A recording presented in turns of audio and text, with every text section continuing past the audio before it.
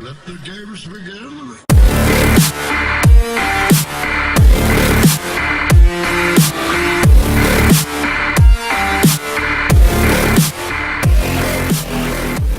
And hello everybody, and welcome to the Movie Pit Podcast. I'm your host Christian. Thank you very much for joining me on the podcast this week. And oh boy, do we have a podcast for you this week. Obviously you can tell from the title of the podcast. But before we get to that, obviously we'll have to build up to that big news item of the week. But hello, this is the Movie Pit Podcast. I'm your host Christian. Thank you very much for joining me on the podcast this week. This is of course the Movie Pit, where we talk about all the latest breaking movie news that has come out throughout the week. We'll also talk about the movie trailers that came out this week, all the movies that are coming out this week, and that's of course how it works for every week, not just obviously just this week. It works like that year round. But yeah, hello, welcome to the Movie Pit Podcast. I am your host Christian. I already said that. I want to keep that in because that's kind of who I am. So yeah, that's I'm just gonna leave that in. Let's get to it, ladies and gentlemen. Let's get to the movie news that came out this week. So for the first time in quite a while, actually, I'm gonna talk about some news items that came out after the podcast went up last week. I used to do that. That kind of used to be the thing, but there hasn't been any real noteworthy news items that came out after the podcast has gone up, and I usually do that. I haven't done that in a while, and now I'm going to do it here. So the first one is that Roland Emmerich is going to adapt Maya Lord.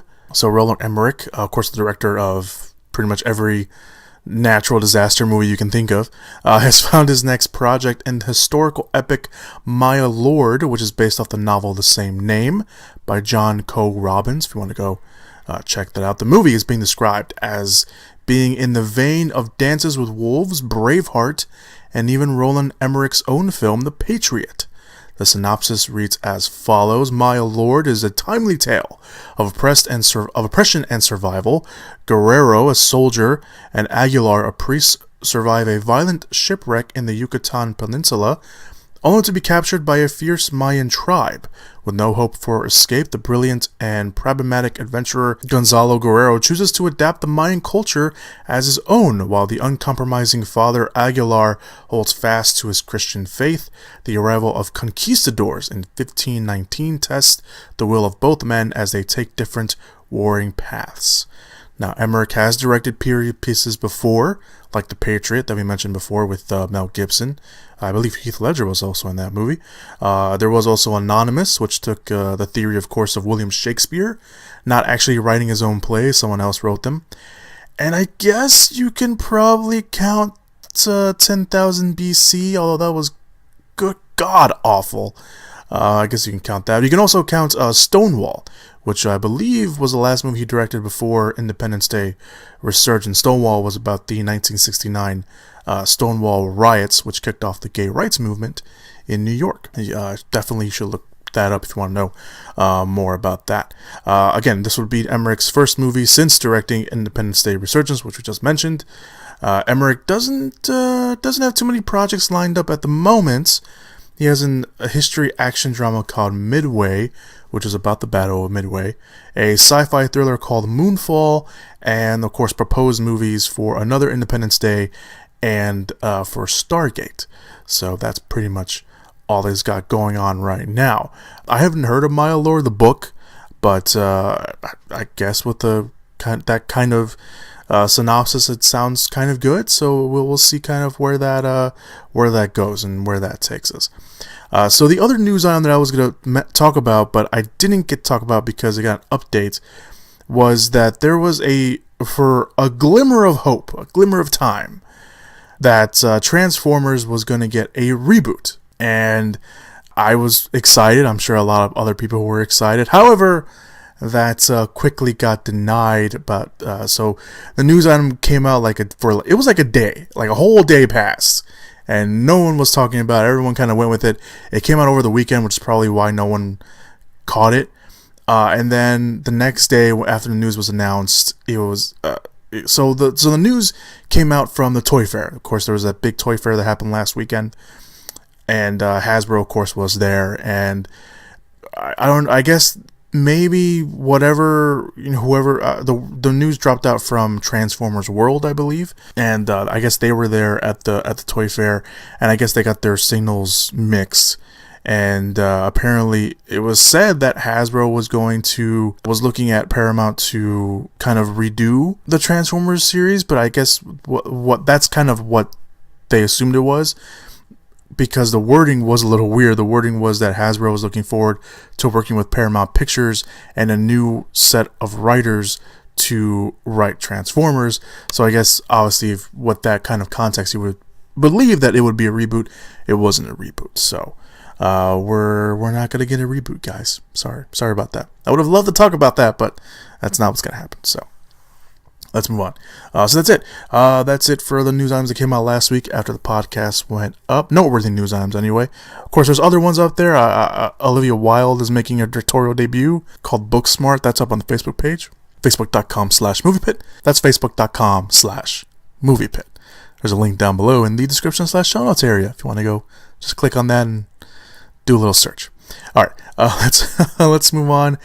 This is usually where I move on to trailer talk. However, there were trailers that came out this week, but there were teasers and trailers to small movies that are only going to get limited releases.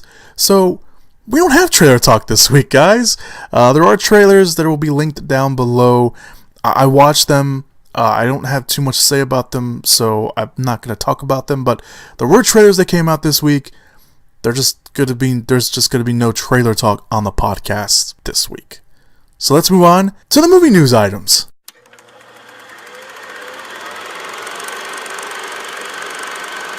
All right, so some brief news items that we're not going to talk about on the podcast that are mentioned over on the Facebook page. Like I mentioned, facebook.com/moviepit. That's facebook.com/moviepit. Lupita Nyong'o is going to star in the Trevor Noah biopic, which is kind of cool. Kiersey Clemons has joined the Zorro reimagining Z, which has not been talked about for a long time, and for as long as I can remember, we have not talked about it on the podcast. So go check that out. It's very small. That's why I'm not mentioning it too much. That's why I'm not getting into detail on the podcast. And Robert Rodriguez has found his next project, and he's working with the Godzilla and Kong Skull Island writer on a sci-fi film. So like I mentioned, those stories are up on the Facebook page if you want to go see more about them.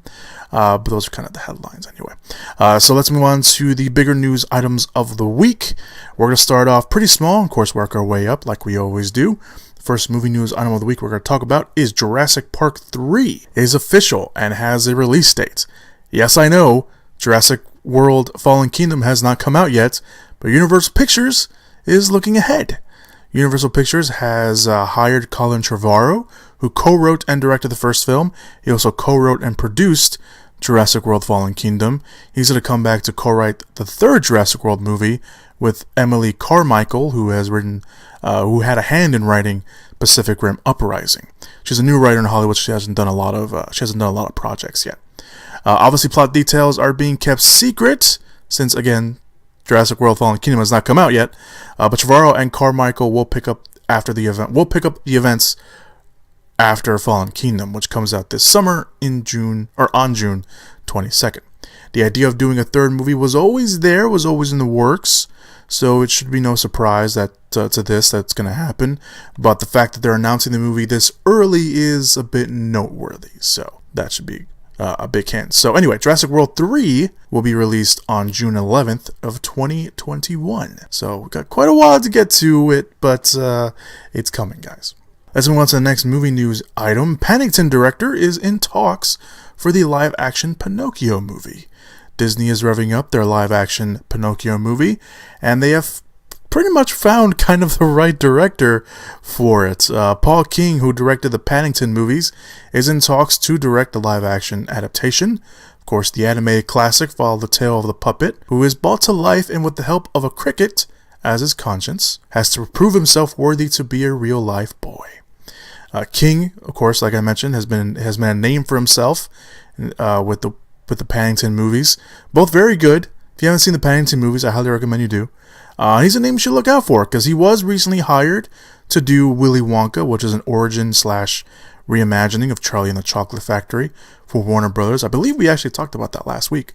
And he also has experience with CGI characters, mixing it up with real-life actors and environments. Again, the Paddington movies. When it comes to the other Disney live-action adaptations, their previous animated classics, Tim Burton recently wrapped up filming Dumbo with Colin Farrell. Jon Favreau is currently directing the quote-unquote live-action Lion King, and the studio is actively developing Mulan and working on it. So, I believe they cast their lead actress, but I did not look that up because I'm a dum-dum. But I believe they actually did that because I believe we actually talked about that on the podcast. But they are still working on Mulan, so. Let's move on to the next movie news item. The Lego Batman movie director is being eyed for Dungeons and Dragons. Chris McKay, who directed the excellent The Lego Batman movie, is in negotiations to direct Paramount Pictures' Dungeons and Dragons. The Hasbro property will be made through Allspark Pictures, which was launched last October, and aims to transform itself into an industry player to rival Marvel Studios. Good luck with that. New adaptation of Dungeons and Dragons. There was a god awful adaptation in 2000.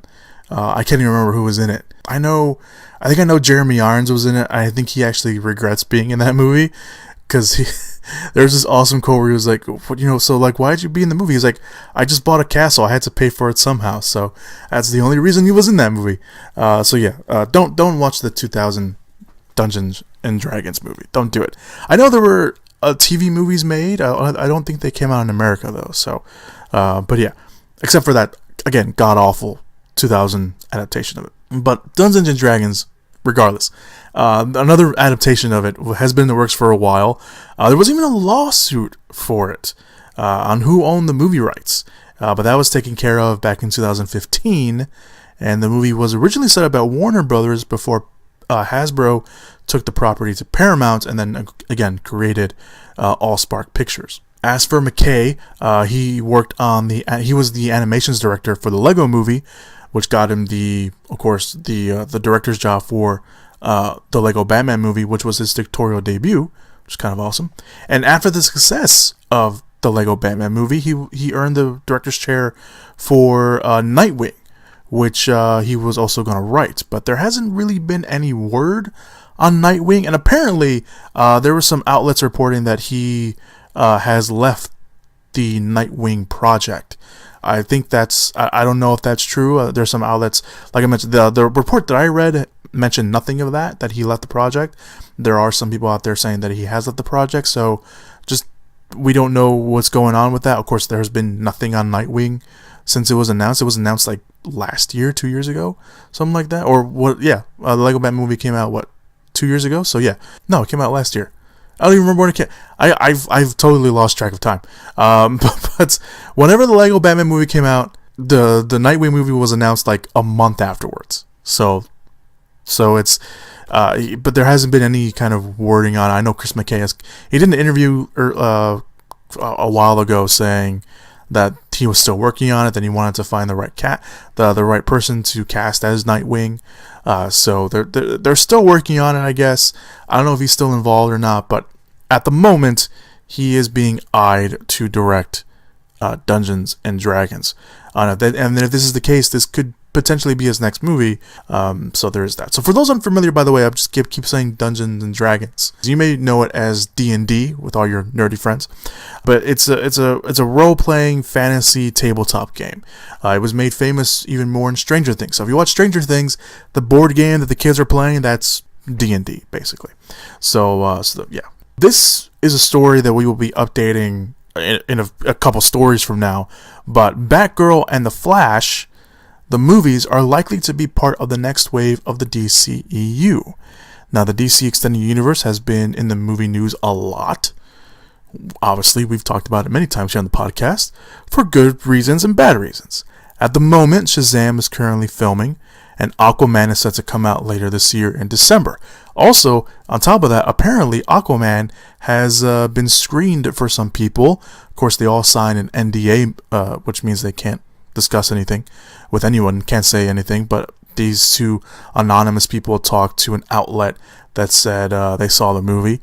They said it was good, it had a lot of action in it, but that was kind of all they pretty much said. So I actually saw a movie this week where I had to sign an NDA. I can't obviously say anything. I will say that it was a movie that's coming out this summer, and it was pretty good. That's all I can really say about it. I probably can't even hint at what it was. Although if you follow me on social media, you know what it was. But I'm not gonna say it because that's what it is. Anyway, so the question is obviously, what movies are they gonna do next? Obviously, Batgirl and the Flash are that answer. So the Hollywood Reporter broke this story, and according to them, Warner Brothers is eyeing the Flash movie, which is rumored to be Flashpoint, and Joss Whedon's Batgirl to be the next movies. Now, the outlet said at the time that those films will be the follow-ups to Wonder Woman 2, which comes out next year. But their insiders say, among others, are also upon the next wave. Of course, those among others were not named in the story. Of course, there are potentials. Suicide Squad 2 is a possibility. Of course, Matt Reeves' Batman movie is also a possibility. The non-connected DCEU Joker movie that Joaquin Phoenix is in talks in could be another one. But, of course, that's just speculation at this point. But that's it. That was the news items. And again, there's an update to this story in the other direction that didn't come out right. There's an update to this story that we will talk about later. So let's move on to the next movie news item.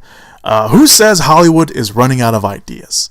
Because that person may or may not be right after this.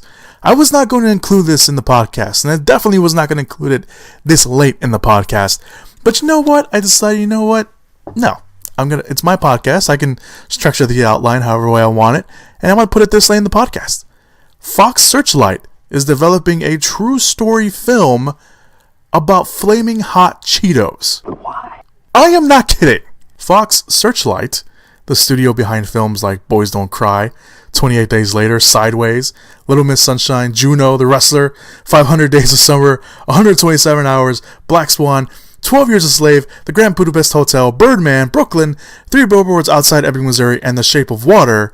I had to look all those up because I wanted you to get the idea of what this studio does, is developing a film called Flaming Hot, which will tell the true story of Richard Montanza, who rose from humble beginnings to successful businessman when he created Flaming Hot Cheetos.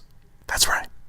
Apparently the project was being looked at by a lot of studios, and Fox Searchlight won out on that. So the film follows Richard Montanza. I think I said Montanza earlier. It's Montanze, I should say. The son of an immigrant who grew up as a migrant farm worker, picking up grapes in the fields of Southern California before becoming a janitor at Frito-Lay.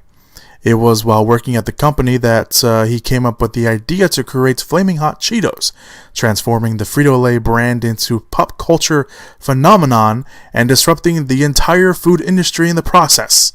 Now, this by the way, this is all from the report. Now commonly referred to, I've never heard him be called this, but apparently this is what it's called. Now commonly referred to as the godfather of multicultural marketing. It was the initial idea that would spark a billion-dollar brand and catapult him from janitor to elite corporate executive. Yeah.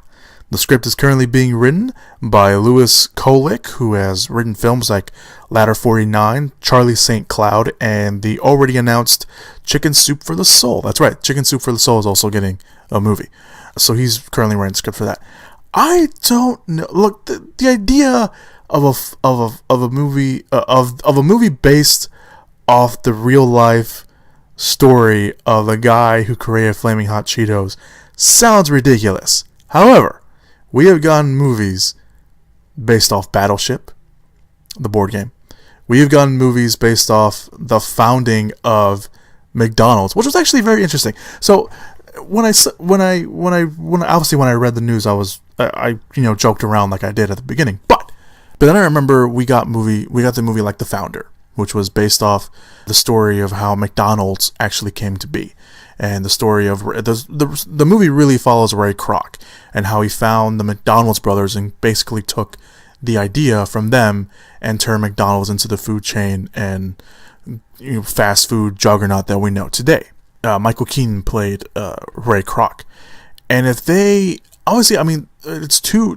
By the way, these are two different two different stories, the Ray Kroc story and this man's story. But, obviously, I mean, he has an amazing story. He's a son of an immigrant who worked as a migrant worker and as a janitor, and then created something that, you see everywhere in stores, no matter what part of the country you go to, and you see a bunch of kids eating. That's crazy. I mean, obviously you don't think of, I wonder how Flaming Hot Cheetos ever got made. No one ever says that. But we're getting a movie based on it. I think it's kind of cool. I think it's kind of cool, the prospect of how they will approach the movie. That's why I think it's kind of cool. Is it ridiculous they're making a movie about the creation of Flaming Hot Cheetos? Yes, it's absolutely ridiculous that we're getting a movie based on the creation of Flaming Hot Cheetos. But don't knock it until you see it.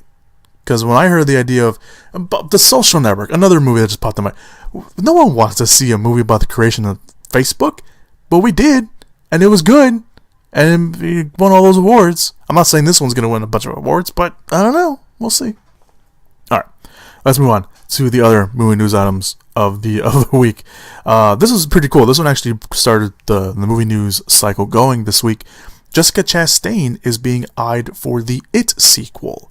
It all started as dream casting, and it all started as, fans being like, oh, she would be a good choice, and it could end up becoming a reality, because Jessica Chastain is in early negotiations to star in the sequel to the massive hit It. If she joins the project, she will play the adult version of Beverly, who was played by Sophia Lillis in the first movie.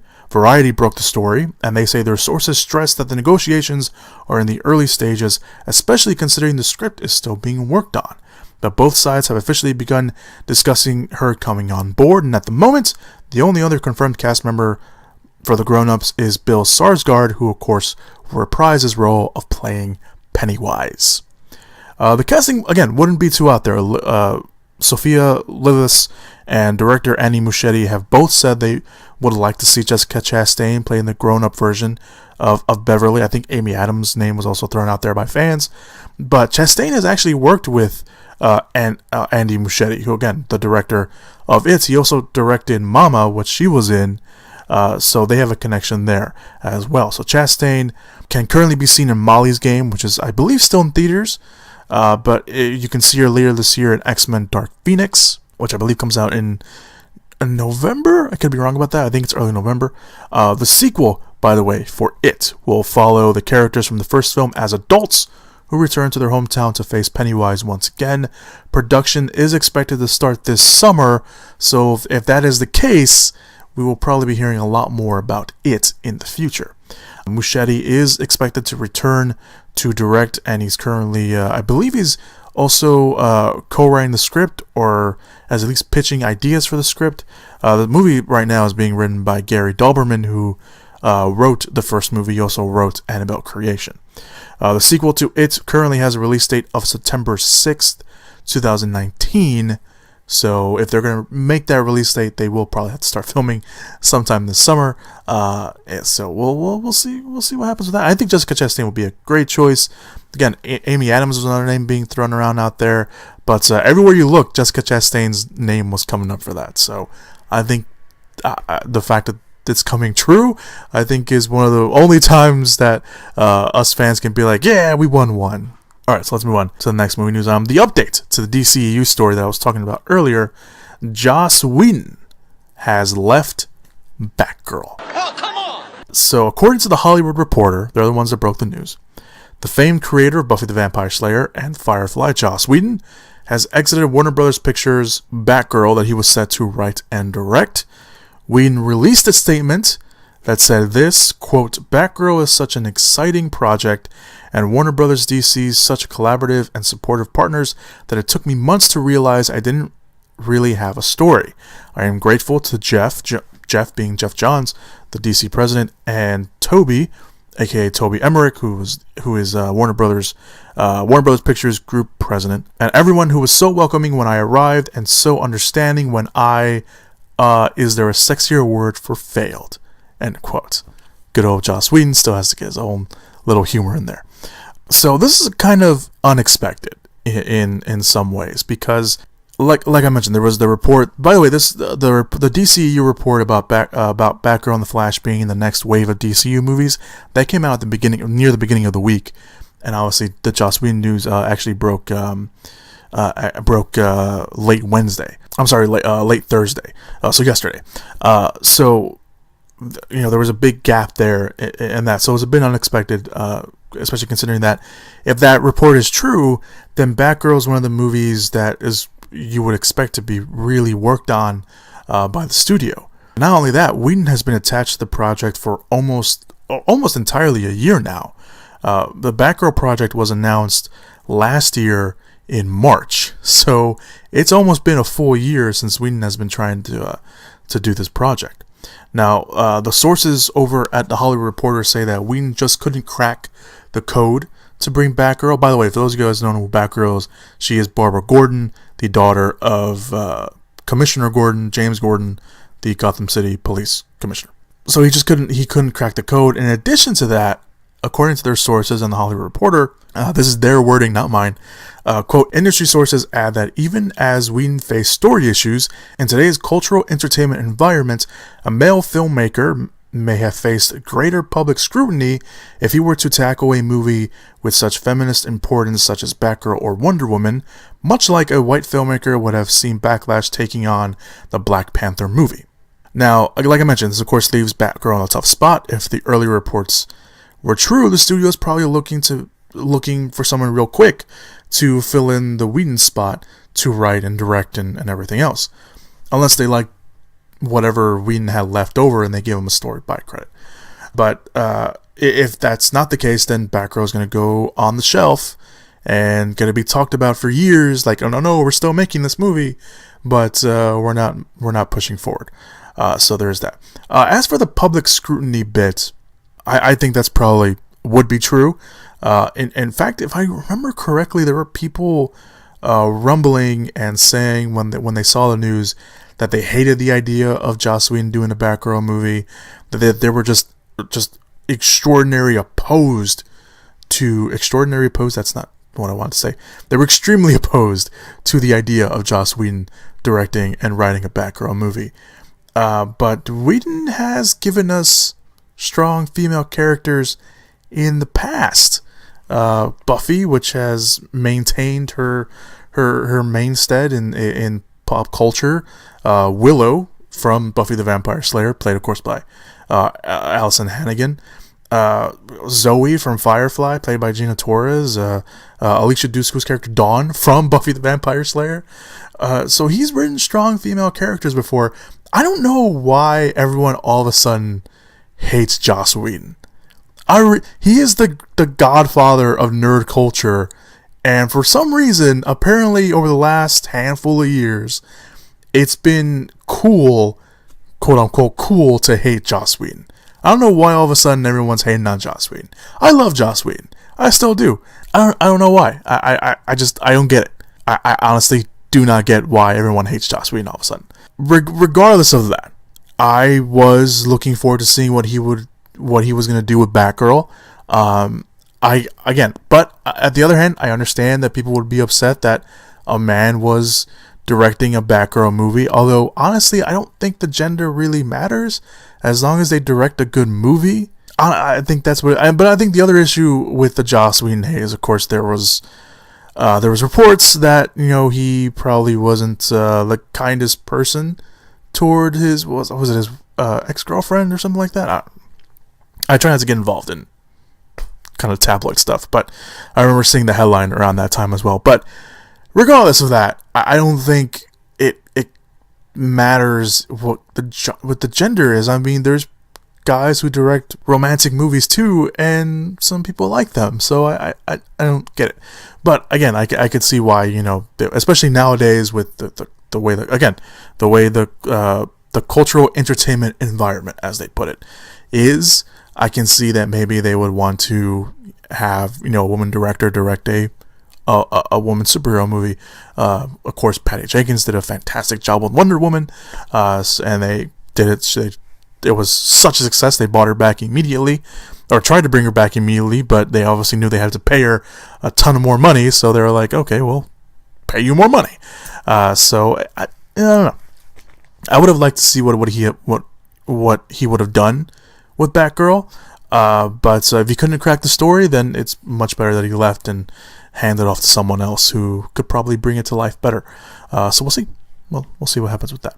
Obviously, Whedon, he has said he's working on other stuff, so we don't know where he'll pop up.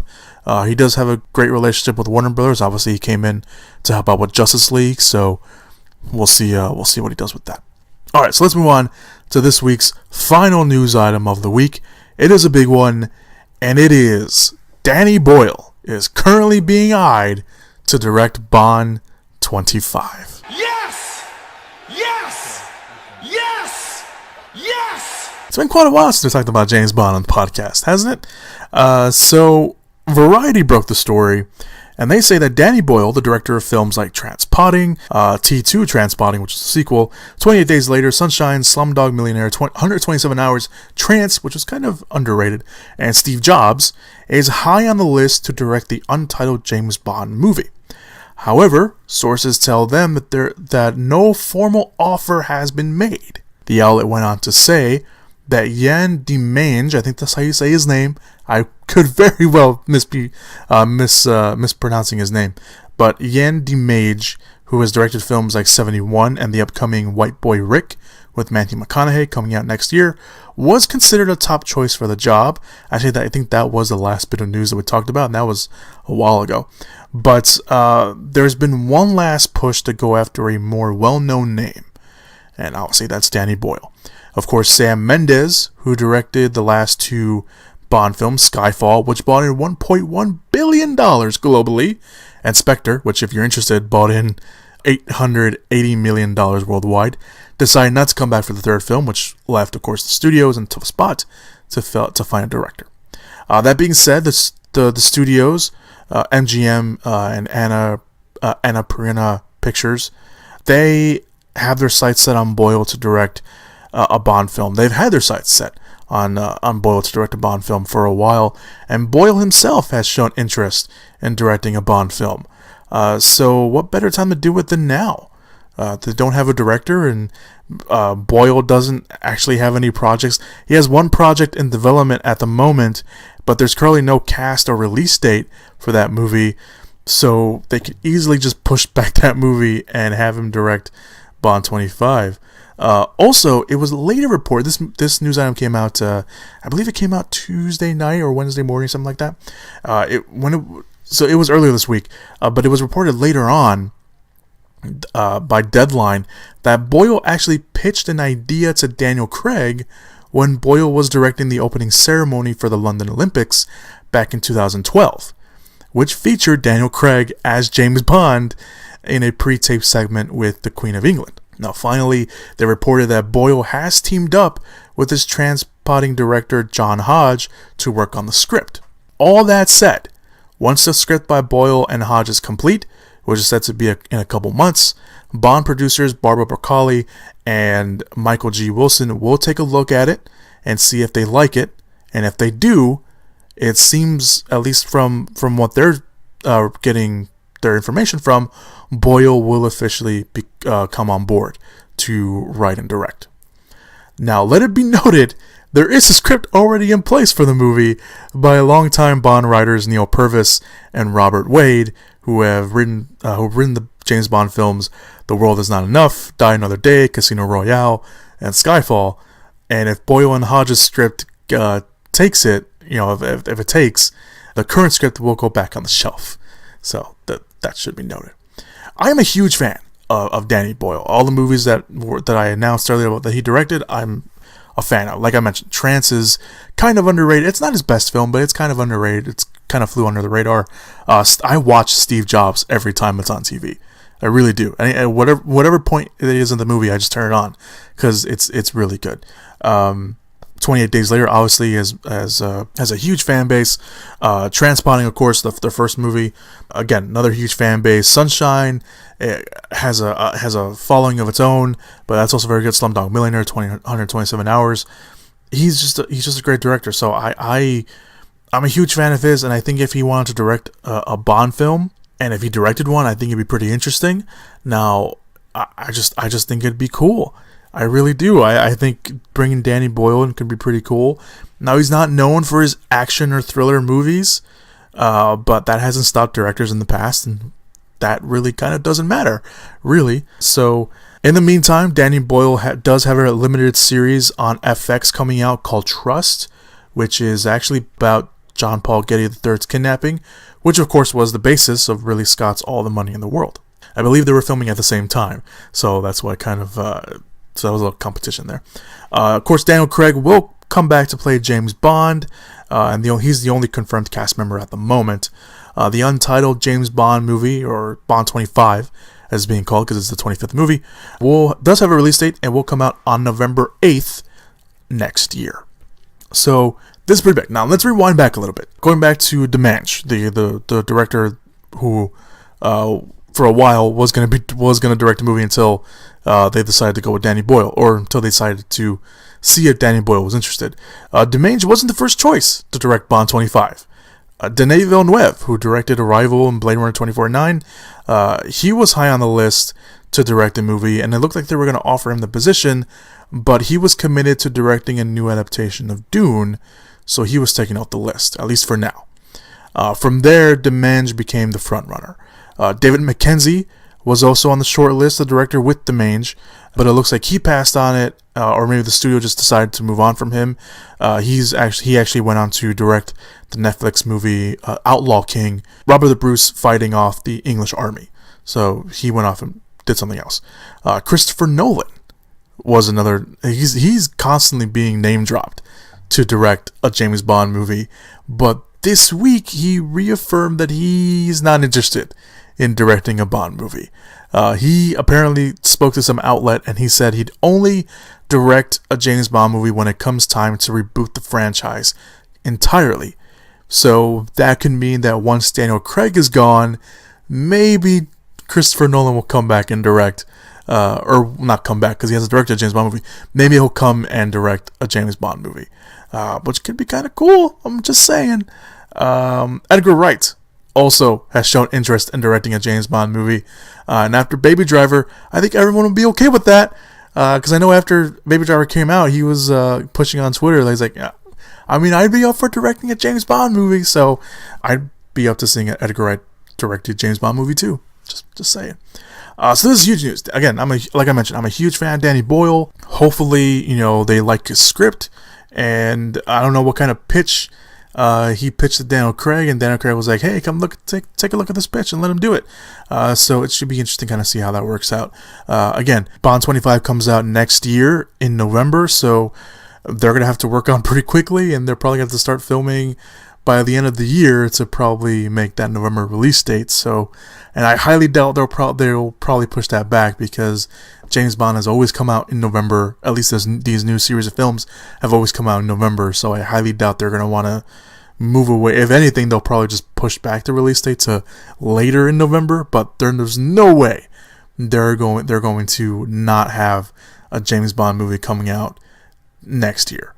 There's no way they're not going to do that. So there you go, Danny Boyle. What do you think? Danny Boyle, yay, nay for directing James Bond? I'd kind of like to see that. As for Demange, I have not seen 71. I've heard some mixed things about it. White Boy Rick, with I believe that's based off a book with Matthew McConaughey. That's coming out next year, so maybe once we see that, we'll get a better idea. But as for the two, again, I'd have to say Danny Boyle, because he's the most well-known name. So that's just me. Alright, so that is all the movie news items that came out this week. Let me know what your favorite was in the comment, anywhere you can find me, comment section or social media. All the social media is linked down below. But that being said, let's move on to this week's releases. Let's all go to the lobby. Let's all go to the lobby. Let's all go to the lobby to get ourselves a treat. Alright, so we have no real big, noteworthy limited releases coming out this week. So let's push forward to the wide releases. The first wide release is Every Day, based on the novel by David Lethihan. I think that's how you say his last name. It's it's the same. The novel is the same name as the movie. A shy teenager played by Angourie Rice falls for someone who transforms into another person every day. Everyday co-stars Colin Ford, Debbie Ryan, Owen T, Justice Smith, Jacob Batalone, and Maria Bello. Not targeted toward me. I haven't actually watched the trailer. I've seen the TV spots for it, and it's still not getting me interested. So, every day. Angourie Rice, by the way, had a brief part in Spider-Man: Homecoming, which is funny because Jacob Batalone is in the movie, and Jacob Batalone was Ned from Spider-Man: Homecoming. Angourie Rice played one of the friends of the main girl, and I can't remember what her name is now. Wow, that just completely slipped my mind. But she plays Gwen Stacy in the movie. I don't think they ever mentioned that she plays Gwen Stacy in the movie, but she's there. But she was also Ryan Gosling's daughter in The Nice Guys, the one with Russell Crowe as well. That was very good. If you haven't seen The Nice Guys, highly recommend that. She was great in that as well. All right, let's move on to the next wide release, which is Game Night. A group of friends who meet regularly at game nights find themselves trying to solve a murder mystery. Game Night is led by Jason Bateman, Rachel McAdams, and Kyle Chandler also stars in the movie. Game Night apparently getting some really good reviews. I was very interested in watching this from the very first trailer, so I'm a huge fan of Jason Bateman. I like Rachel McAdams too. I like Kyle Chandler. I think Kyle Chandler's probably only going to have a small part in it, but Game Night, it always looked funny to me, so I can't wait for this, and I'm really kind of ecstatic that Game Night's getting really great reviews. That also helps the directors of the movie because they are in talks to direct the Flash movie, so that could really help them out in the long run too. So there you go. And the last wide release this week is Annihilation, based off the novel by Jeff Vandermeer and adapted by Alex Garland, who wrote and directed Ex Machina. A biologist, played by Natalie Portman, signs up for a dangerous secret expedition where the laws of nature don't apply. Annihilation co-stars Jennifer Jason Leigh, Tessa Thompson, Gina Rodriguez, Benedict Wong, and Oscar Isaac. This looks absolutely fantastic. I have heard nothing but great things about the book. My plan was to read the book before the movie came out, and of course February being such a short month and flying by, I couldn't get a chance to read the book before I saw the movie. So I'm going to go watch the movie first and then go back and read the book, because I've heard nothing but great things about the book. Everyone is saying this movie is great. Visually, the movie looks great from the trailers.